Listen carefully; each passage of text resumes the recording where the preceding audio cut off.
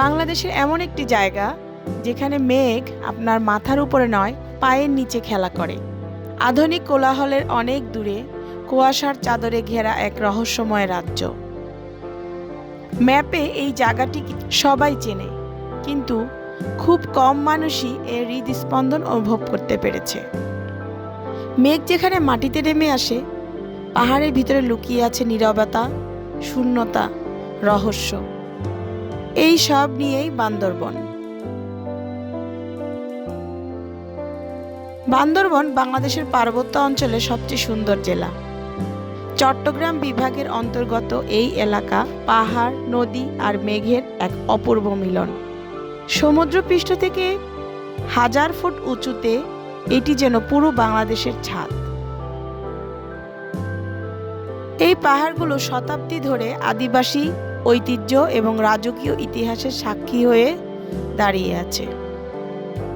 এই অঞ্চল 1000 বছর ধরে বসবাসের স্থান। মারমা, বম, চাকমা সহ বিভিন্ন আদিবাসী সম্প্রদায়ের তাদের সংস্কৃতি প্রকৃতির সাথে গভীরভাবে যুক্ত। মারমা রাজা থেকে শুরু করে ম্রো যোদ্ধাদের বিজয়গাথা মিশে আছে এখানকার প্রতিটি ধূলিকণায়। এখানকার পাথুরে দেয়ালগুলো যেন এক একটি প্রাচীন পাণ্ডুলিপি, যা সময়ের গল্প বলে।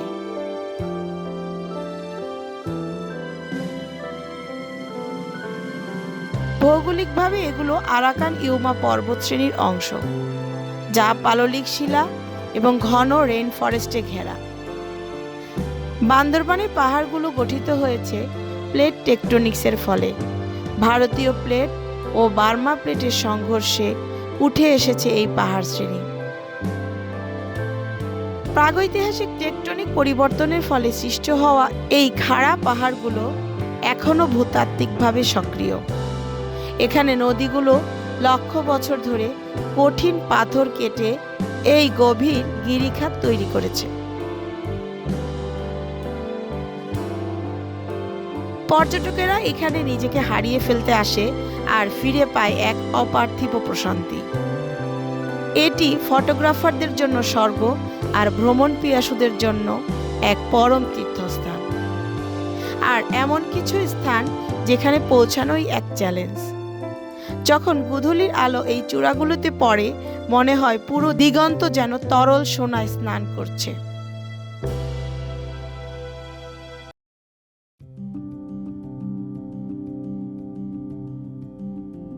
মেঘের রাজ্য নীলগিরি সমুদ্রপৃষ্ঠ থেকে প্রায় 2400 থেকে 2500 ফুট উঁচুতে অবস্থিত।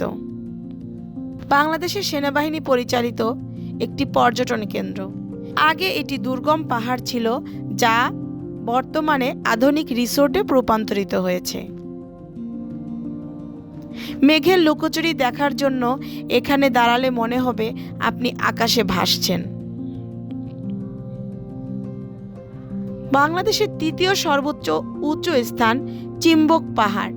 একে বাংলার দার্জিলিংও বলা হয়। পাহাড়ের পাদদেশে ম্রো আদিবাসীদের প্রাচীন বসতি রয়েছে। এখান থেকে নিচে তাকালে পাহাড়ের ঢেউ মনে হয় সমুদ্রের ঢেউয়ের মতো। মিলনছড়িতে অবস্থিত পাহাড়ি ঝর্ণা শান্ত সৌন্দর্যের নাম শৈলপ্রপাত। এই ঝর্ণার পাশেই বসে বম আদিবাসীদের হস্তশিল্পের বাজার। পাথুরে ঢাল বেয়ে ঠান্ডা ও স্বচ্ছ পানির ধারা বয়ে যায়। বর্ষা এর গর্জন বহুদূর থেকে শোনা যায়। এখানকার পাথরগুলো অসম্ভব পিচ্ছিল। একটু অসতর্ক হলে বড় ধরনের দুর্ঘটনা ঘটতে পারে।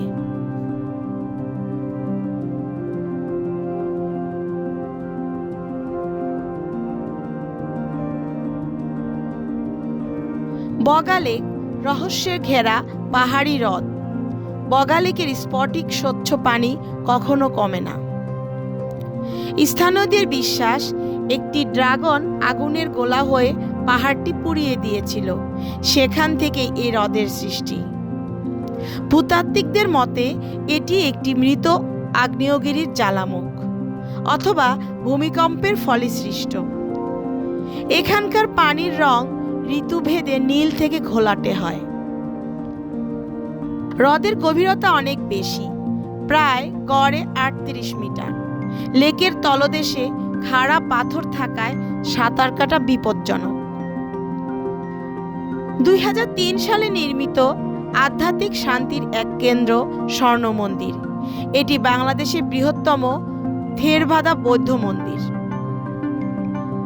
মিয়ানমার ও থাইল্যান্ডের মতো দক্ষিণ পূর্ব এশীয় স্থাপত্য শৈলী অনুসরণ করে নির্মিত। এর সোনালী রং রোদে চিকমিক করে। এটি বৌদ্ধ ধর্মাবলম্বীদের অন্যতম প্রধান তীর্থস্থান।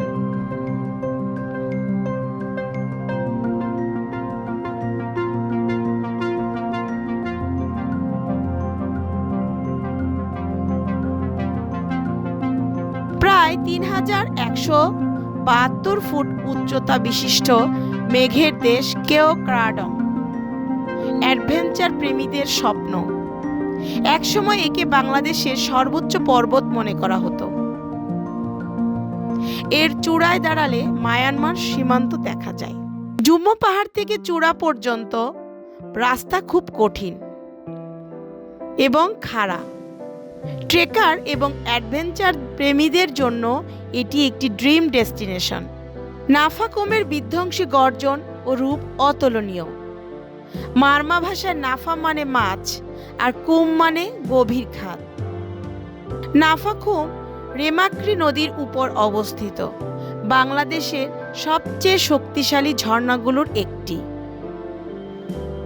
একে বাংলার নায়াগ্রাও বলা হয়। বিপুল পরিমাণ পানি সজোরে নিচে পড়ে এবং সব সময় কুয়াশার সৃষ্টি হয়। কেও ক্রাডং এর খুব কাছে অবস্থিত প্রকৃতির নিঃশব্দ সৌন্দর্য জাদিপাই। এটি বাংলাদেশের অন্যতম প্রশস্ত বা ওয়াইড জলপ্রপাত।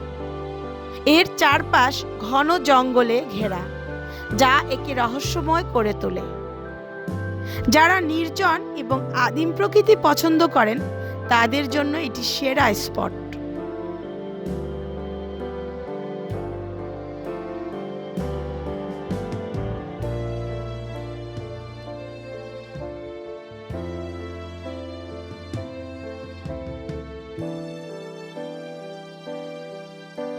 এই সৌন্দর্যের পিছনে আছে কঠিন বাস্তবতা। ঢাল, দুর্গম পথ, পাহাড়ের ধস, অনিশ্চিত আবহাওয়া এবং গভীর নির্জনতা এখানে প্রতিটি পদক্ষেপে ঝুঁকি তৈরি করে। পাহাড়ে এই রুক্ষতার সাথে লড়াই করেই এখানকার মানুষকে টিকে থাকতে হয়। পর্যটকদের অবশ্যই লাইফ জ্যাকেট ব্যবহার এবং স্থানীয় গাইডের পরামর্শ ও সাহায্য নেওয়ার প্রয়োজন।